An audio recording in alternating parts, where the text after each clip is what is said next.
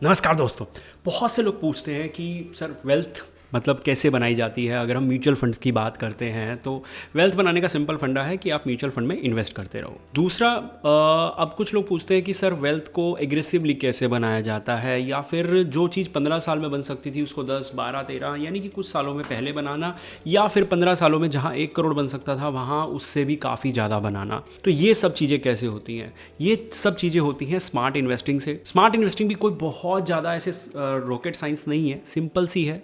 समझिएगा इस वीडियो में, साथ साथ आपको म्यूचुअल फंड्स भी बताऊंगा और साथ साथ स्मार्ट इन्वेस्टिंग भी बताऊंगा कि क्या होती है। तो वीडियो के अंदर चलते हैं और बात करते हैं फंड्स की। और एक चीज़ का ध्यान रखिएगा, वीडियो कंप्लीटली एजुकेशनल पर्पस के लिए है।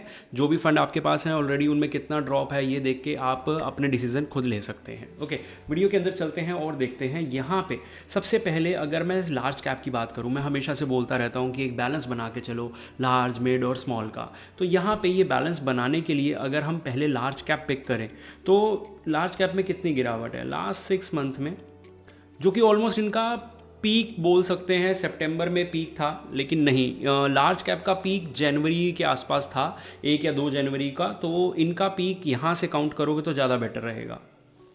तो ये अपने पीक से 10%, 11% डिस्काउंट पे आपको मिल रहे हैं। कोई भी आपके पास लार्ज कैप हो, बंधन हो, डीएसपी हो, आईसीआईसी प्रूडेंशियल, निप्पॉन या कोई भी इंडेक्स भी होगा, तो भी वो आपके इतने डिस्काउंट पे मिल रहा है। आप अपने फंड्स यहाँ पे कमेंट कर सकते हैं ताकि नेक्स्ट वीडियोस में हम कवर करके आपको बता सकें कि आपके फंड्स में कितना डिस्काउंट चल रहा है। ठीक है, जो फंड बार बार रिपीट होगा उस फंड के बारे में ज़्यादा बताया जाएगा। तो इस वीडियो के कमेंट में सिर्फ और सिर्फ फंड का नाम, पूरा पोर्टफोलियो ड्रॉप मत करना। मुझे पता है आप रिव्यू करवाने के लिए करते हो, लेकिन अगर एक पर्टिकुलर फंड के बारे में जान जाओगे, उसके अंदर ज़्यादा लमसम कर पाओगे, तो ये स्मार्ट इन्वेस्टिंग का पहला तरीका हो सकता है। इसके बारे में और बात करेंगे आगे, लेकिन उससे पहले और फंड देख लेते हैं। अब उन लोगों के लिए यहाँ पे देखो, मैंने बोला ना 3 मंथ्स का पीक बना हुआ था, तो यहाँ पे ऑलमोस्ट पीक था 1-2 जनवरी के आसपास का, ये पीक हम देख रहे हैं। और उसके बाद मार्केट स्टेबल रहा कुछ महीने, और ये वॉर के कारण ये वाला जो ड्रॉप हमें देखने को मिला 10% का, ये हमारे लिए बहुत बड़ी अपॉर्चुनिटी बन सकती है।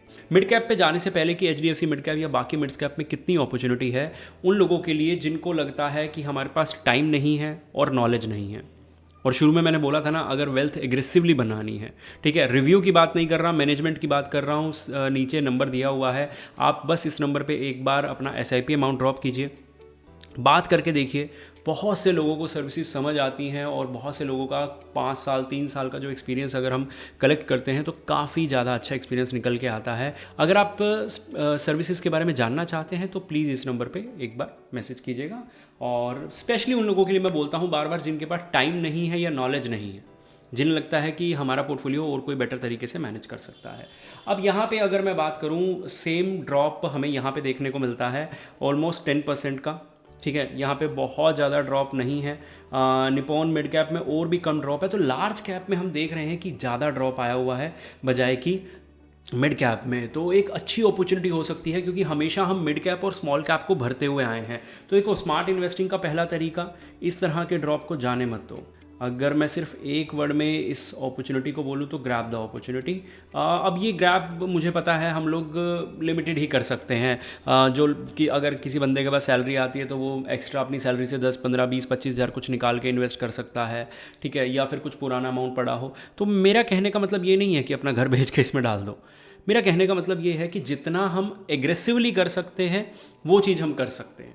जैसे कि मुझे कुछ भी XYZ चीज़ बाय करनी थी, 25,000 की वो चीज़ थी, तो मैंने अभी 1 महीने के लिए, 2 महीने के लिए स्किप कर दिया, क्योंकि मैं कर सकता था। अब अगर मैं बंधन की बात करूं तो ये लास्ट यहाँ पे इन्होंने सितंबर में पीक बनाया था। तो इनका हम 6 महीने के ड्यूरेशन के हिसाब से अगर चेक करेंगे तो 6 महीने के हिसाब से ये 12% गिरा हुआ है।